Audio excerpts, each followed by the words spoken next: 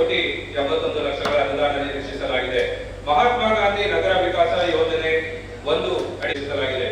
ಕುಂಬಾರಕೊಪ್ಪಲಿನ ಕ್ರೀಡಾಂಗಣ ಸಮಗ್ರ ಅಭಿವೃದ್ಧಿ.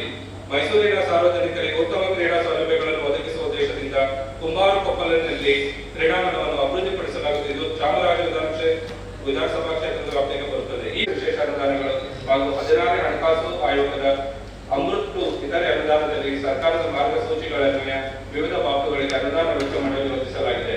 26-27 ಸಾಲಿನ ಆಯವ್ಯಯದಲ್ಲಿ ಈ ಕೆಳಕಂಡ ಹೊಸ ಯೋಜನೆಗಳನ್ನು ಅನುಷ್ಠಾನ ವೈಜ್ಞಾನಿಕ ನಿರ್ವಹಣೆಗಾಗಿ ರಾಷ್ಟ್ರೀಯ ಹಸಿರು ನ್ಯಾಯ ಮಂಡಳಿಯಿಂದ 26,06,00,000 ನಿರೀಕ್ಷಿಸಲಾಗಿದೆ. 2026-27 ಸಾಲಿನ ಆಯವ್ಯಯದಲ್ಲಿ ಹಮ್ಮಿಕೊಳ್ಳಲು ಉದ್ದೇಶಿಸಲಾಗಿರುವ ಪ್ರಮುಖ 100 ಕೋಟಿಗಳನ್ನು ನಿರೀಕ್ಷಿಸಲಾಗಿದೆ. ಕೇಂದ್ರ ಸರ್ಕಾರದ ಸ್ವಚ್ಛ ಭಾರತ 2 ಅನುದಾನದಡಿ 13,28,00,000 ಅನುದಾನ ನಿರೀಕ್ಷಿಸಲಾಗಿದೆ.